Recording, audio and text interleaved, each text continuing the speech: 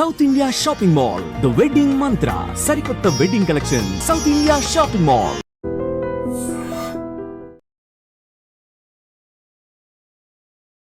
ముద్దుల మావయ్య నుండి గౌతమ్ పుత్ర సాతకర్ణి వరకు మధ్యలో కొన్ని సినిమాల్లో ఆయనతో పాటు ట్రావెల్ చేసిన ఒక ఆర్టిస్ట్ నాతో పాటు ఉన్నారనమాట.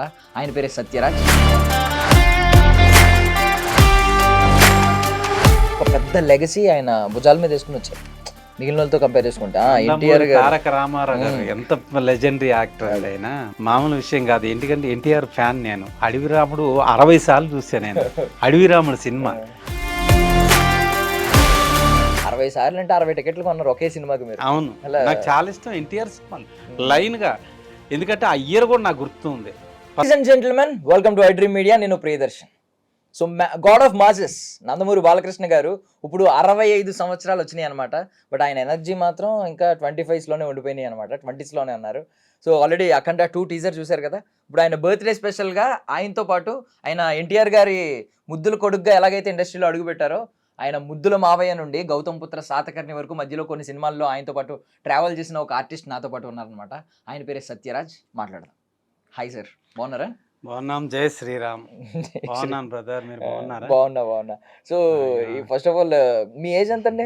ఇప్పుడు బాలయ్య బాబు గారు ఎనర్జీ తెలిసిన తర్వాత మిమ్మల్ని కూడా అడగాలనిపించింది. ఏజ్ ఏముందిలేండి, ఏజ్ చెప్పకూడదా? బికాస్ ముద్దుల మావయ్యలో బాలయ్య బాబు గారితో కలిసి చేశాను. అందుకని ఇప్పుడే ఇండస్ట్రీకి వెళ్ళాను నేను. ఫస్ట్ సినిమా ముద్దుల మామయ్య నేను చేసింది. ముద్దుల మామయ్యలో బాలయ్య గారి కాంబినేషన్లో కాదు, కానీ ఆయన చిన్నప్పుడు చెల్లెల్ని ఎత్తుకొని వచ్చి పాలు గురించి అడుగుతాడు. పాపకు పాలు కావాలి, డబ్బులు. నేను బ్రహ్మాజీ గారు కాంబినేషన్లో చేశాము. అప్పుడు ఆ రోజు ఏంటంటే 4 o'clock వెళ్ళాను నేను లొకేషన్కి. ఏఆర్ఎస్ గార్డెన్, రాధాంబికల గార్డెన్ అని ఉంటుంది, కొవ్వూరు తెలుసు కదా. ఆ ఏరియాకి వెళ్ళామన్నమాట. వెళ్తే బాలకృష్ణ గారి షాట్ జరుగుతుంది, నేను ఉన్నాను. నైట్ షూట్ కదా, ఇప్పుడు ఎందుకు వచ్చామని అడిగితే, ముందు సార్ మాకు టైమింగ్ మెయింటైన్ చేయడం మాకు అలవాటు సార్, టైం మెయింటైన్ చేయాలి. వెళ్ళాను, సరే కూర్చోండి అన్నారు. కరెక్ట్గా 5:30, 6 కల్లా ప్యాకప్ అయింది. ఆ 2 hours నేను బాలయ్య బాబు గారిని చూశాను నేను. ఎంత చలాకీగా ఆయన ఎంత బాగా చేయడం అంటే అందరితో సెట్లో ఉండటం కానీ, వాళ్ళతో మాట్లాడడం, కలగలుపుగా వెళ్ళడం కానీ, నవ్వుతూ సరదాగా అందరితో చాలా బాగుంటాడండి. కానీ నేను చూశాను, నేను ఆ రోజు చాలా హ్యాపీ అనిపించా. అంటే ఫస్ట్ టైం ఆయన కలవటం ఆ సినిమాలోనే. దాంట్లో కో డైరెక్టర్ గారు మధ్యకృష్ణ ప్రసాద్ గారు అని ఆయన తీసుకెళ్ళి పరిచయం చేశాను. నువ్వు రారా నేను పిలిపిస్తానని కోడిరామకృష్ణ గారిని కలిశాను. అంటే బాలయ్యబాబు గారి సీన్ అప్పుడు చూసాను నేను. ఆయన చాలా హ్యాపీ. ఎందుకంటే అప్పటి వరకు మనకి ఇండస్ట్రీ తెలియదు. ఫస్ట్ టైం చెన్నై వెళ్ళడం, కరెక్ట్గా ఆయన నాకు ఫ్రెండ్, అదే కో డైరెక్టర్ పరిచయం అవ్వడం, బాలయ్య బాబు గారిని చూడడం చాలా హ్యాపీ అనిపించిందండి నాకు. చాలా హ్యాపీ. అయితే 6 గంటల వరకు, అంటే 2 hours చూశాను. ఆయన వెళ్ళిపోయారు. తర్వాత 7 నుంచి మళ్ళీ మా సీన్ స్టార్ట్ చేశారనమాట. నేను బ్రహ్మాజీ గారు, చాలా హ్యాపీ అనిపించిందండి. సో యాక్చువల్లీ బాలయ్య బాబు గారి గురించి మాట్లాడుకుంటే, ఆయన నార్మల్గా చాలామంది ఇండస్ట్రీకి వచ్చారు, స్వయం కృషితో వచ్చిన వాళ్ళు ఉన్నారు ఇలా. బట్ ఆయన ఏంటంటే ఒక పెద్ద లెగసీ ఆయన భుజాల మీద వేసుకుని వచ్చారు మిగిలిన వాళ్ళతో కంపేర్ చేసుకుంటా. తారక రామారావు గారు ఎంత లెజెండరీ యాక్టర్ అండి ఆయన, మామూలు యాక్టర్. మరి ఆయన పేరు నిలబెట్టే ఏకైక ఆర్టిస్ట్ బాలకృష్ణ గారే, నెంబర్ 1 అసలు. మామూలు విషయం కాదు. ఎందుకంటే ఎన్టీఆర్ ఫ్యాన్ నేను. అడవి రాముడు 60 సార్లు చూసాను నేను. అడవి రాముడు సినిమా 60 సార్లు చూసాను. నమ్ముతారా మీరు?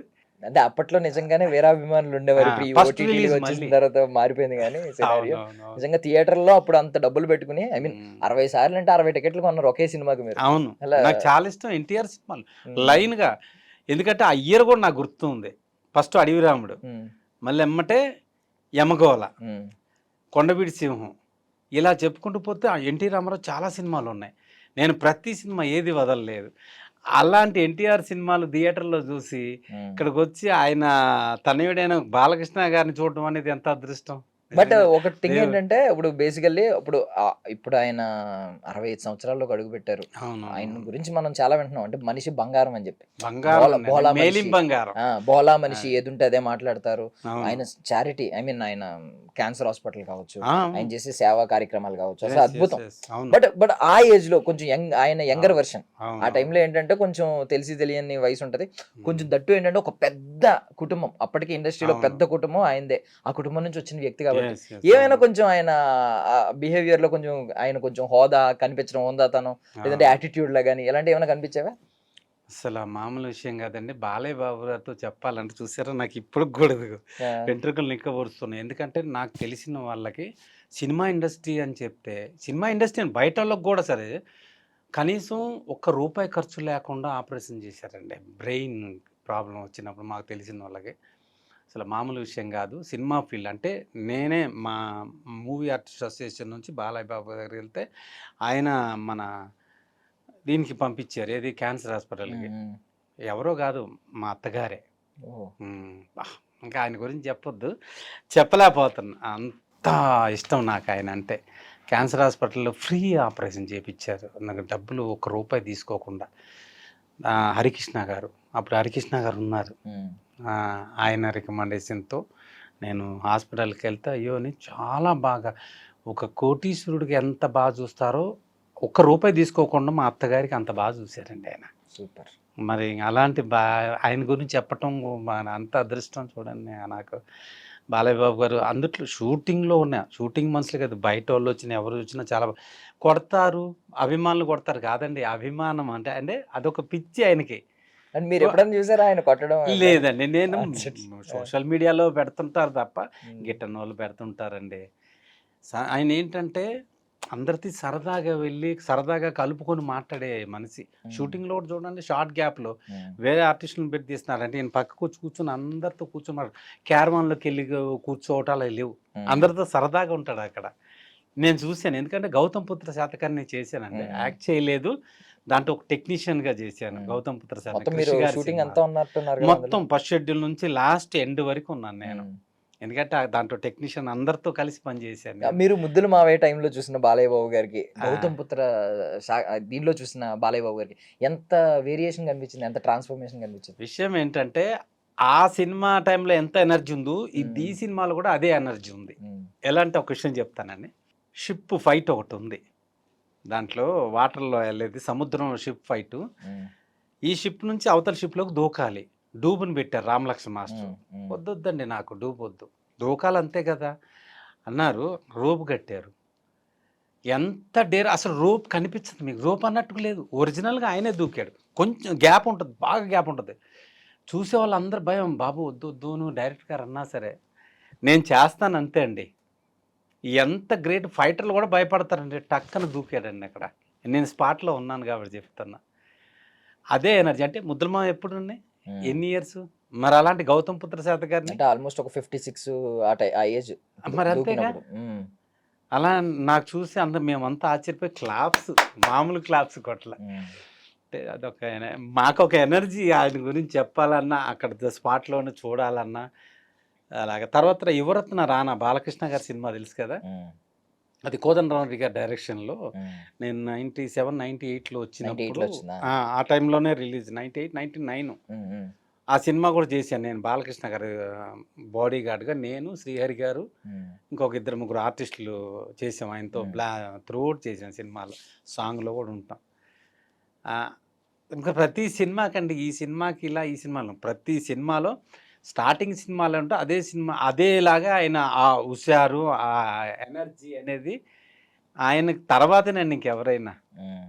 ఇంక తెలుసు కదా! ఆయన డాన్స్ గాని, సాంగ్స్ పక్కనున్న డాన్సర్లు కూడా ఎయలేరు. అంత చేస్తుంటాడు. ఆ ఎనర్జీ బాలే. మ్యాచ్ చేయలేరు. మామూలు ఎనర్జీ యాహ్! కాదండి. బట్ ఒకటేంటంటే ఐ మీన్ ఒకటి వింటా ఉంటాం. ఎప్పుడైనా హ్మ్. స్వచ్ఛమైన మనుషులకి కోపం త్వరగా వస్తదని. హ్మ్. హ్మ్. బాలయ్య బాబు హ్మ్. గారికి కూడా కోపం వస్తదా త్వరగా? మీరు కోపం అబ్జర్వ్ చేసినప్పుడు? వస్తది. హ్మ్. కాకపోతే ఆయన ప్రతీది ఎవరు చేసే పని వాళ్ళు చెయ్యాలి. హ్మ్.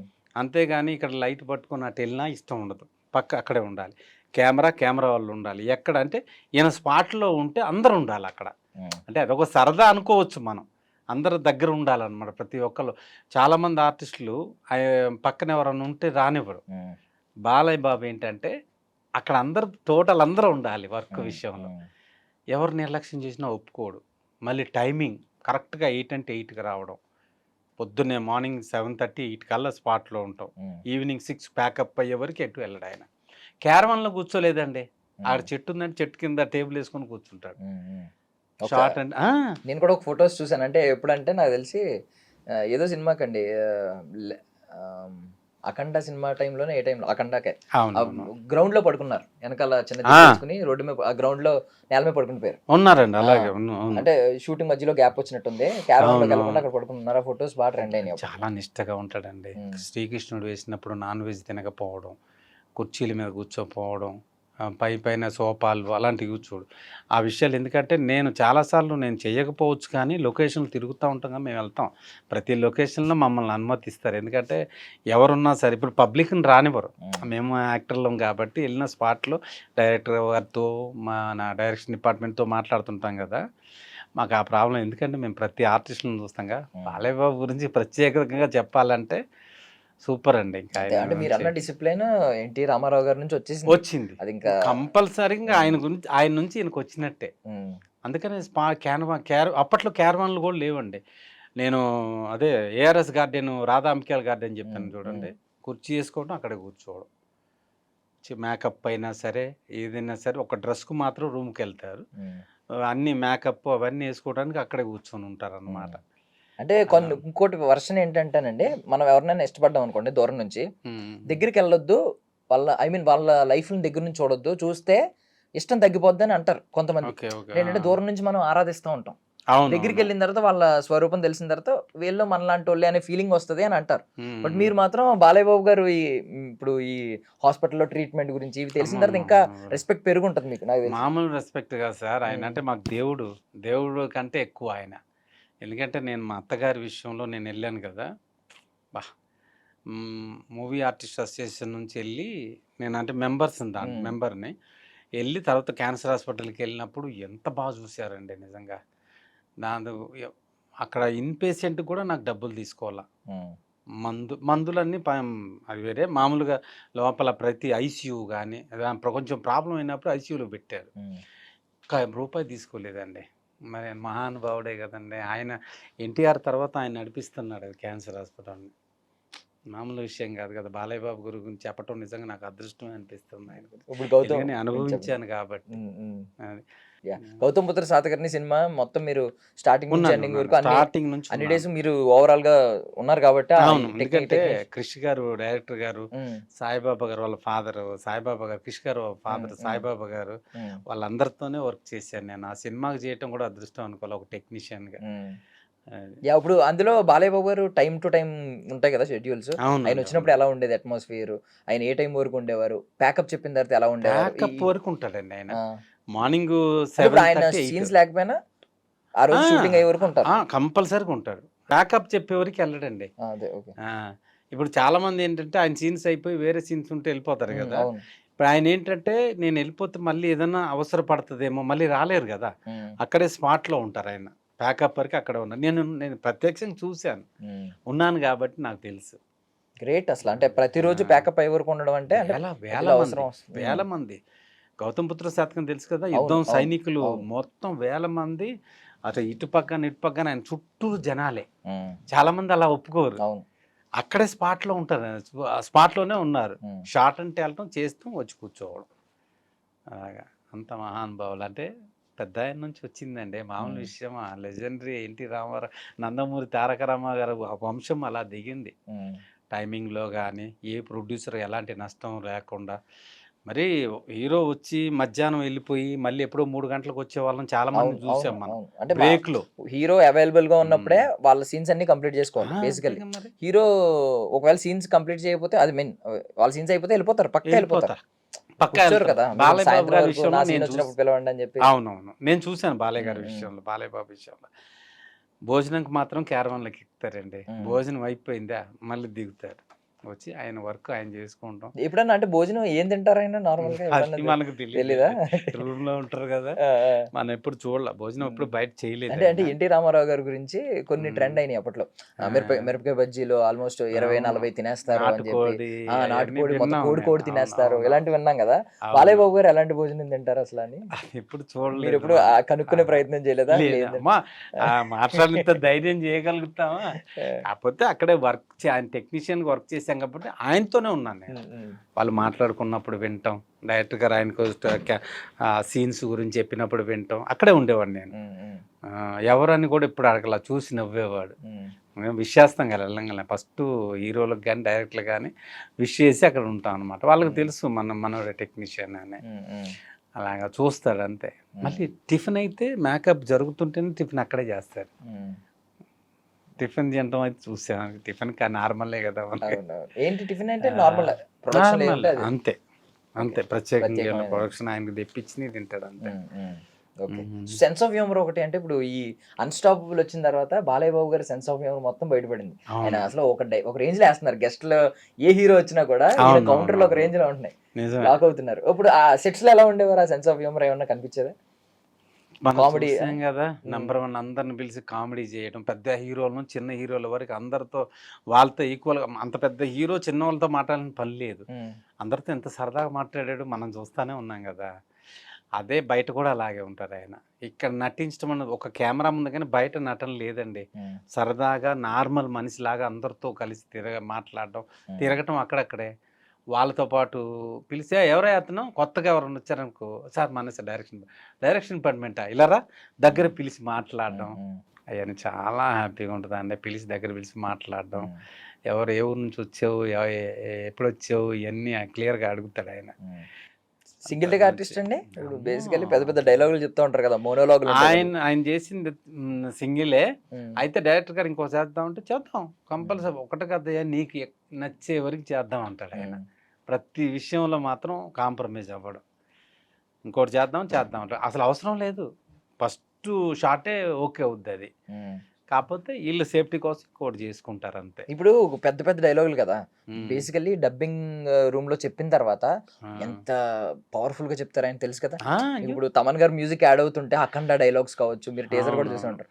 ఇప్పుడు సెట్స్ లో కూడా అంతే స్ట్రాంగ్ వాయిస్ తో చెప్తారా, లేదు అంటే అవసరం లేదు కదా అక్కడ, బేసికల్ కెమెరా ముందు అవసరం లేదు, అయినా సరే అంతే వాయిస్ తో చెప్తారా? చాలా మంది హీరోలు నేను చూశాను బ్రదర్, స్పాట్ లో అంత వాయిస్ రాదు. రఘువరన్ గారిని చూడండి, నేను ఆయనతో సినిమా చేసాను ఏదో, అంటే ఆయన డైలాగ్కి నేను సమాధానం చెప్పాలి కదా, ఆయన తర్వాత డైలాగ్ నాకు ఎప్పుడు వస్తుందో నాకు తెలియాలిగా, ఆయన ఏం మాట్లాడుతుంది నాకు మతిపోయింది. నేను డైరెక్టర్ గారిని అడిగా, మళ్ళీ ఆయన అడిగితే సార్ ఏంటంటే ఏం లేదండి ఈ డైలాగ్ చూడండి ఆయన ఏం మాట్లాడుతూ, ఆయన ఎప్పుడైతే స్టాప్ చేశారో అప్పుడు స్టార్ట్ చేసుకుని అన్నాడు. ఇంకా అలాగ చెప్పటమే. కానీ బాలయ్య బాబు గారు వాయిస్ అంటే కంచండి, ఆయన చెప్తే పక్కన ఆర్టిస్టు టక్కన అందుకోవచ్చు, అలాగున్నారు. ఇది బాలయ్య బాబు గారు అంత పెద్ద స్పాట్లో ఎంత బాగా మాట్లాడతాడు, డబ్బింగ్లో కూడా అంతకంటే పవర్ఫుల్ వస్తుంది. ఇంకా అవన్నీ మనం చూస్తున్నాం కదా. నేనైతే చాలామంది ఆర్టిస్టుల దగ్గర చూశాను, వాయిస్ బయటికి రాదు, కాకపోతే ఆ స్క్రిప్ట్ చదువుకొని ఓహో ఈ డైలాగ్ తర్వాత ఇది అనేసి. కొంతమంది డైలాగ్ అయిపోయినా చేతులు బాడీ లాంగ్వేజ్ ఆపరు, మనం ఎక్కడ స్టార్ట్ చేయాలో మనకు తెలియదు, కాకపోతే ఆ డైలాగ్ స్క్రిప్ట్ మనం చూసుకుంటాం కాబట్టి కంటిన్యూ అయిపోవటమే. అస్సలు లేదా ప్రాబ్లం, హ్యాపీగా ఆయన డైలాగ్ ఎక్కడ ఆగిపోద్దాం, మళ్ళీ మనం ఎక్కడి నుంచి అందుకోవాలో మళ్ళీ ముందు చెప్తే. డైరెక్టర్ గారు కూడా పెద్ద ఆర్టిస్టులతో చేసేటప్పుడు పక్కన వచ్చే ఆర్టిస్ట్ కూడా కరెక్ట్గా ఉన్నాడా లేదని చూసుకుంటారు, లేకపోతే పెద్ద పెద్ద యాక్టర్లు కదండి బాలయ్య బాబు, వాళ్ళ దగ్గర ఏమాత్రం కొంచెం డౌన్ అయినా కానీ ఒప్పుకోడు. ఏదైనా పవర్ఫుల్, ఆయన మీద పవర్ఫుల్ అన్నా చెప్పేయమంటాడు, చెప్పేయి నేను ఇక్కడ నువ్వెంతో నేనంతా యాక్టింగ్లో బయటికి వెళ్ళినప్పుడే నువ్వేంటి అనేది అంతే తప్ప ఇక్కడ నువ్వు కోన్ కిస్కా నేను అంతే, నువ్వు మెయిన్ ఒక విలన్ క్యారెక్టర్ పవర్ఫుల్ ఉండమంటాడు. అంత పవర్ఫుల్గా ఎవరు చెప్పరండి, ఇలాగ ఒప్పుకోరు.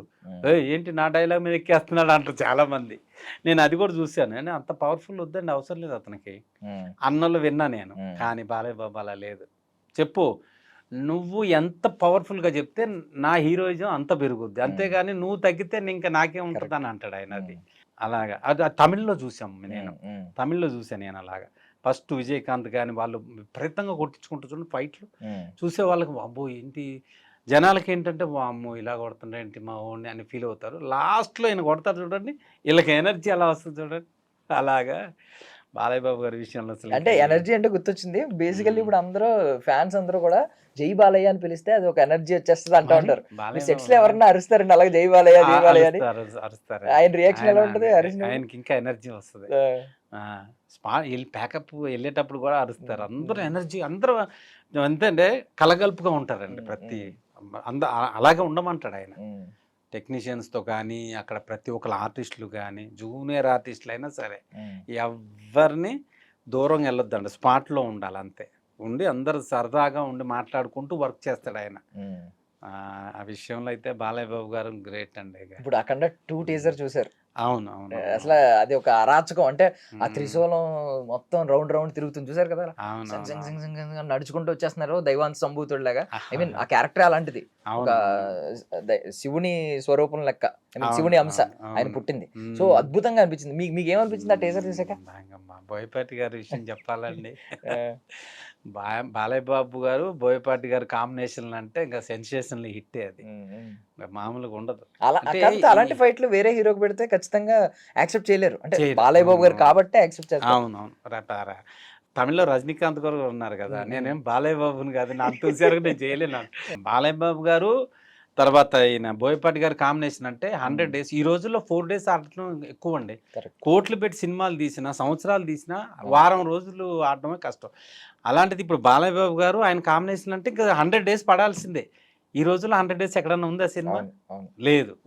అప్పుడు పాతకాలంలో ప్రేమాభిషేకం, కొండవీడి సింహం ఇలాంటి సినిమాలు సంవత్సరాలు ఆడిని, ప్రతిదీ సంవత్సరాలు ఆడిని, కానీ ఏది కూడా 50 రోజులు ఆడిన సినిమా లేదు. ఇప్పుడు కనీసం 20 రోజులు ఆడట్లేదు సినిమా. దానికి ఏంటి అంటే దానికి ఏంటి చూడండి, దానికి దీనికి ఏంటి ప్రాబ్లం? స్టోరీ లేక. మారిపోయిందండి, రోజులు కూడా మారిపోయినాయి. చూసి ఓపిక ఉండట్లేదు. ఒక రోజు ఇప్పుడు కూడా పాత సినిమాలు వేస్తే మనం చూస్తాం. ఎన్ని సినిమాలు లేవు? గూండా కానీ, ఖైదీ కానీ, చిరంజీవి గారి cinema, Balayya Babu cinema, NT Rama Rao cinema, Akkineni cinema ఇప్పుడు చూస్తాం. ఎందుకంటే స్టోరీలు అంత బాగున్నాయి. ఇప్పుడు ఎక్కడండి? మళ్ళీ ఆ ట్రెండ్ బోయపాటి గారిది, బోయపాటి గారి డైరెక్షను, బాలయ్య బాబు గారి హీరో అని అంటే ఇంకా సెన్సేషనలే. 100 days మనం చూస్తాం పేపర్లో కానీ, టీవీలో కానీ 100 days ఆడుతున్నట్టు. అది ఇప్పుడు యాక్చువల్లీ ఒకప్పుడు బాలయ్య బాబు గారికి నెగిటివిటీ చాలా ఉండేది. అంటే నందమూరి ఫ్యాన్స్ పక్కన పెడితే మిగిలిన వాళ్ళు నెగిటివిటీ చాలా ఉండేది. ఇప్పుడు మారిపోయింది ఏంటంటే బాలయ్య బాబు గారిని ద్వేషించే వాళ్ళు కనిపించట్లేదు ప్రతి ఒక్కరు. అంటే ఇప్పుడు పబ్బులకి వెళ్ళినా, ఏదైనా సినిమాకి వెళ్ళినా, బాలయ్య బాబు గారి సినిమాకి వెళ్ళినా, ఎక్కడికి వెళ్ళినా కూడా అందరూ అరుస్తారు జై బాలయ్య. అందరూ కలిసిపోయారు. ఈ షో తర్వాత అందరూ కలిసిపోయారు. ప్రతి అందుట్లో ఏ హీరోని కూడా ఆయన ప్రతి ఒక్క హీరోని కూడా కూర్చోబెట్టి ఆ షోలో చూసారుగా ఎంత బాగా మాట్లాడుతున్నారు. ప్రభాస్ షో చూడండి, రామ్ చరణ్ షో చూడండి, ప్రతి ఒక్క హీరోతో ఎంత బాగా మాట్లాడుతున్నారు. అందరు హీరో కలిసిపోయారండి ఇప్పుడు. కాకపోతే ఫ్యాన్స్ తెలియదు మీ హీరో మా హీరో అంటున్నారు, కానీ అందరు కలిసి ఉంటారు. పొద్దున్న లేస్తే పక్క పక్క షూటింగ్లు, చిరంజీవి గారిది అక్కడ, నాగార్జునకి ఇక్కడ, బాలకృష్ణ ఇక్కడ, అన్నీ ఫిలిం సిటీలో కానీ ఇక్కడ మన హైదరాబాద్లో కానీ పక్క పక్కన జరుగుతే కూర్చొని ఒక్కోసారి భోజనం కూర్చొని ఇద్దరు ఆ షూటింగ్ నుంచి ఏరాడి ఎన్ని నుంచి అక్కడ రావడం. అంటే మీకు తెలియపోవచ్చు, మేము అక్కడే స్పాట్లో ఉంటాం కాబట్టి మాకు తెలుసు. కన్నుల పండుగలాగా ఉంటుంది మాకు. అంటే ఇది ఒకటే మిస్ అయింది. ఇంకా చిరంజీవి గారు ఒకరు వస్తే ఇద్దరు ఒకే సెట్ మీద కొంచెం బాగుంటుంది. అది వాళ్ళిద్దరు ఇప్పుడు అన్నారుగా మొన్న ఏదో సవాల్ చిరంజీవి గారు రెడీగా ఉన్నాం ఇద్దరు, మీరు రెడీ చేసుకోండి స్టోరీ అని. అమ్మమ్మ అది వస్తే ఇంకా మామూలు విషయం. ఒక ఇంద్రసేనారెడ్డి, ఒక చెన్నకేశ్వరరెడ్డి, ఒక సమరసింహారెడ్డి, ఇంద్రసేనారెడ్డి. అప్పట్లో ఎన్టీ రామారావు, నాగేశ్వరరావు చేశారు, శోభనబాబు, కృష్ణ. అలాగే ఇప్పుడు కూడా బాలకృష్ణ గారు, మన చిరంజీవి గారు, ఇలాగ కాంబినేషన్ వస్తే ఎంత బాగుంటుంది. ఇప్పుడు చూసే జనాలకు కానీ ఫ్యాన్స్కి కానీ పండగే. మనకి సంక్రాంతి ఎలాగో వాళ్ళకి ఫ్యాన్స్కి అంత బాగా పండగ. వాళ్ళు అది ఇద్దరు కలిసి సినిమా చేస్తే కరెక్ట్. అండ్ ఇంకొక మంచితనం ఏంటంటేనండి, నేను అబ్జర్వ్ చేసిన ఈ మధ్యలో విశ్వక్సేన్ లేదంటే మన సిద్ధు జొన్నలగడ్డ, వీళ్ళకి ఏ బ్యాక్గ్రౌండ్ లేదు, పెద్ద ఫిల్మ్ బ్యాక్గ్రౌండ్ ఏం లేదు, పెద్ద పెద్ద ఫ్యామిలీస్ నుంచి వచ్చిన వాళ్ళు కాదు. బట్ వాళ్ళని ఎంత ఓన్ చేసుకున్నారంటే, సార్ అని పిలకండి, బ్రో అని పిలవండి, నేను మీ బ్రోని అని చెప్పి. సిద్ధు జొన్నలగడ్డ డైరెక్ట్ హీరో కూడా రాలా. అవును, ఫ్రెండ్స్ క్యారెక్టర్ చేసి నేను చూశాను అలాగా. ఇంకా విశ్వసేన్ డైరెక్ట్ గా హీరో వచ్చాడేమో కానీ అతను డైరెక్ట్ గానీ నిలబడ్డాడు. సిద్ధు జొన్నలగడ్డ మంచి హిట్ సినిమాలు ఉన్నాయి అతనే. ఇద్దరే, విశ్వసేన్ కానీ ఆయనకి కానీ మంచి సినిమాలు ఉన్నాయి. వాళ్ళు మీరు అన్నట్టు బ్యాక్గ్రౌండ్ లేకుండా, అంటే ప్రేక్షకులు ఏంటంటే మీకు స్టోరీ బాగుండి కంటెంట్ బాగుందంటే సినిమాలు థియేటర్లు కదలరండి, కూర్చొని చూస్తారు. బాగకపోతే వాళ్ళు మాత్రం ఏం చేస్తారు, మీరు 4 రోజులు 5 రోజులు ఆడుతున్న సినిమా రావట్లేదు అని అంటే కారణం ఏంటి? మంచి స్టోరీ లేక మన వాళ్ళు మరేమో. ఒకప్పుడు పూల తోటలో సాంగులు తీలా, ఇప్పుడు ఫారెన్ వెళ్ళి తీస్తున్నారు, థియేటర్లు బయటికి వెళ్తున్నారు. పూల తోట తర్వాత ఇవి ఉంటాయి కదా, గార్డెను, వీటిల్లో తీసిన సినిమాలు కూర్చొని ప్రేక్షకుడు చూస్తున్నాడు. ఫారెన్ వెళ్ళి చూసి ఆ సాంగులు తీస్తారు, చూడగలుగుతున్నారా? అంటే ఏదైనా అది సాంగులు రాసేది కానీ మంచి మంచి సాంగ్స్ రావాలండి. ఈరోజు మనం విన్నామంటే మళ్ళీ రేపు ఆ సాంగ్ తెలియదు మనకి. పాత పాటలు విన్నాం మనం ఇప్పటికి కూడా, పాతవే వింటాం. అడవిరాములో పాటలు ఎంత బాగుంటాయి. మళ్ళీ గూండా, ఖైదీ, ముద్దుల మామయ్య, మన మంగమ్మ గారి మానవుడు, ఎలాంటి హిట్ సినిమాలు అయ్యి ఇప్పటికీ ఆ పాటలు వచ్చినా సినిమాలు వచ్చినా టీవీలో కదలకుండా కూర్చుంటారు, ఏ పనైనా మానుకొని కూర్చుంటారు. బాలయ్య బాబు గారు మంచి మంచి హిట్లు ఉన్నాయి చూసారా, అన్ని సూపర్ హిట్ సినిమాలు ఎక్కువ శాతం. మీకు బాలయ్య బాబు గారి సినిమాలు అన్నింటిలో బాగా ఇష్టమైన సినిమా ఏంటి? నాకు ముద్దుల మామయ్య బాగా ఇష్టం అండి. మీ మొదటి సినిమా ఆ సినిమా కూడా బాగుంటుంది, సాంగ్స్ బాగుంటాయి. మన మంగమ్మ గారి మనోళ్ళు చూడండి ఎంత మంచి సాంగ్. ఆమె హీరోయిన్ ఎవరు, ఎలాంటి హిట్, సుహాసిని గారు ఆయన కాంబినేషన్ లో. ఇందులో కూడా రావయ్య ముద్దుల మామ ఆ సాంగ్ ఒకటి. నిన్న ఒక తమిళ ఇంటర్వ్యూ షో చూశాను. అంబిక, రాధ, మన సుహాసిని గారు ఆ ముద్దుల మామ సాంగ్ గురించి చెప్పారు. ఆయన వచ్చి వెనక నుంచి దంచుతున్నప్పుడు ఇలా పట్టుకుని ఆమె ఏదో ఒక ఎక్స్ప్రెషన్, అందరూ నవ్వులు షోలో. అలాగా మంచి హిట్స్ సినిమాలు ఉన్నాయి. బాలయ్య బాబు గారు సాంగ్స్ కానీ చెప్పాల్సిన పని లేదండి ఆయన విషయాలు. #1 ప్రేక్షకులు అందరికీ తెలిసినాయే. అందుట్లో ఇప్పుడు బర్త్డే విషెస్ కూడా సార్కు చెప్పండి, మీరు ఒకసారి ఆన్ కెమెరా చెప్పండి సార్కి. సార్ బాలకృష్ణ గారు, మీతో కలిసి నేను జర్నీ చేశానండి. ఈ వచ్చే మీ బర్త్డే మళ్ళీ ఇలాంటి బర్త్డేలు, మంచి మంచి బర్త్డేలు చేసుకోవాలి, సూపర్ హిట్ సినిమాలు ఇవ్వాలని మనస్ఫూర్తిగా కోరుకుంటున్నాను సార్. నేను మీ సత్యరాజన్ సార్. మీకు తెలియకపోవచ్చు అంటే మీతో చేశాను నేను వర్క్ మన గౌతమ్ పుత్ర శాతకర్ణిలో. ఇప్పుడు వచ్చే బోయపాటి గారి సినిమా కూడా ఇంకా సెన్సేషనల్ హిట్. ట్రైలర్ చూశానండి, మామూలుగా లేదండి అసలు. Thank you sir. సూపర్. ఆయన ఇలాగే ఉండి ఇలాంటి ఎనర్జీ ఇంకా ఆన్ స్క్రీన్ ఉండాలి అండ్ ఇలాంటి సేవా కార్యక్రమాలు చేయాలి. చిరంజీవి గారు, బాలకృష్ణ గారి సినిమా కూడా రావాలి మెయిన్ అదే. ఆయనకి మా తరపున కూడా, డ్రీమ్ తరపున కూడా బాలయ్య బాబు గారు wishing you very happy birthday. Thank you so much అండి, మీ విలువైన సమయాన్ని ఇచ్చిన.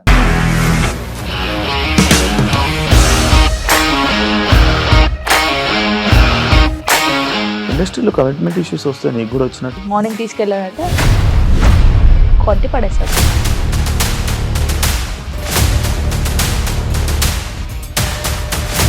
ఒక్కళ్ళు కూడా చూడలేదు ఈ సినిమా అని చెప్పడానికి కూడా చాలా ధైర్యం కావాలి. అది నిజం కదా, దాంట్లో ధైర్యం ఏంటి? ఇది నెక్స్ట్ డే ప్లేట్ మార్చేస్తే తప్పు కదా. As of now we are comfortable this అని నేను అనుకుంటున్నాను. రష్మిక గారిది మీది ఒకే ఊరంట కదా?